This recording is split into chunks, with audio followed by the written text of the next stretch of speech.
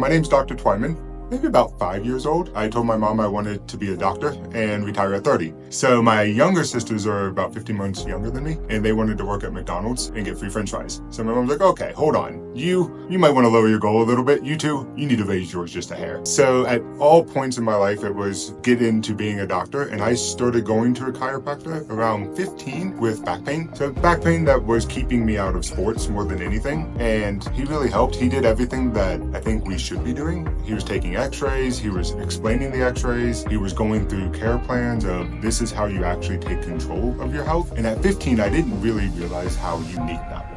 Later in life, it was like, oh, I get it. That doesn't happen as much. It just kind of slowly built into a everything healthcare system. So started in nuclear medicine, went into exercise physiology, then slowly kind of transitioned over to chiropractic school. It was just a matter of time, and came out here to Colorado in 2014 on a whim. It was not on purpose. I was supposed to be in North Carolina, and I got offered a job. I was like, oh yeah, I guess I'll move to Colorado. Had a great time and moved over here to Thrive on December 6th of 2016. So I know that date very clearly. And I've been here since then. I think all cases are fun. All cases have a different complexity to it, that as you're going through it, it's very much big, okay, this is a back pain case. And the more time that you spend with people, there's always little deviations that makes it different than the next person. And I think that's what makes our profession a lot of fun. And it allows us the opportunity to grow and practice and learn from case to case. I would say functional medicine is the biggest thing that has been a game changer that I did nothing with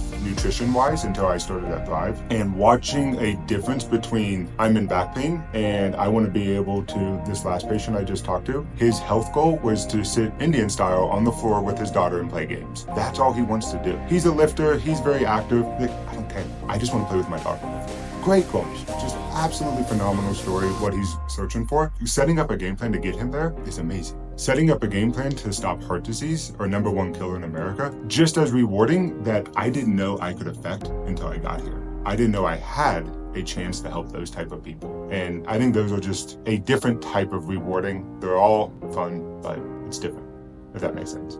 But yeah, I think every case is different. Every case is complicated. Every case is a different type of reward as you're going through it and getting to celebrate the little pit stops. I don't know if it matters if it's heart disease versus back pain. Different goals for different people and one step at a time. I think the starting point is, again, my belief system is that people don't come in here with pain or a symptom. They come in here because it's keeping them from doing something. And it's not really for me to say, this is going to be Greta's breaking point. That's really you. Is you're gonna find that breaking point where you're like, okay, I can sacrifice not sleeping. I can sacrifice muscle pain. I can sacrifice diarrhea or constipation. I'm not gonna sacrifice hiking.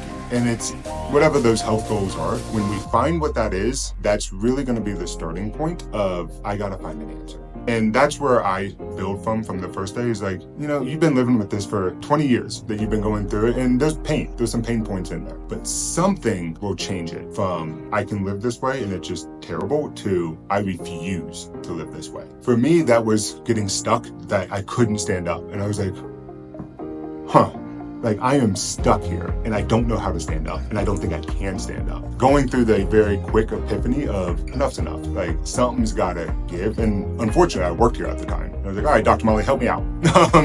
But that was mine. Once we get a patient into that point, that's where phone calls start happening, and that's where questions happen. And most of it is a conversation. So if it's a patient that's kind of on a fence, I know it's a roundabout way of getting to the answer. Like, I don't know if I'm ready to trust. I think of the Lorax kind of concepts. If I can bring Dr. Seuss in, I've done something right. Unless somebody cares a whole awful lot, it's not going to change. It's not. And a lot of times it might be me to start with, but it's got to pick up the phone sometime. I think joy probably comes from a couple different aspects. It will always be a just tremendous blessing to give somebody their life back. Ideally, as you're talking through the doctors, that we have a tendency to take a step back for a moment and realize that, like, I'm not really fixing a lot of things. I'm just removing interferences. I'm letting the body do its job.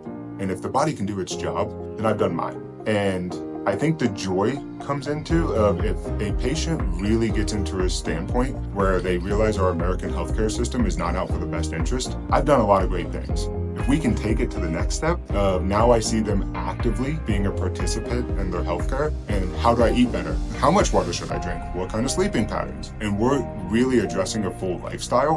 I think that that's dangerous. And that's what builds a community, and that's what builds a blue zone of people that can be 100 years old and mow their own grass. All of that is just one little thing in a seed. And planting those seeds and changing a family is amazing. I recently was having a conversation with Ian on the idea that there's going to be something that I tell a patient that is going to change their entire family. And I might not even know about it. I might never know that I recommended to a patient that Lyme disease is not normal and talk about a concept of a light switch, but it's going to change somebody's family and their trajectory. And it's just a legacy that I think will outlive anything that any one of us doctors can ever do.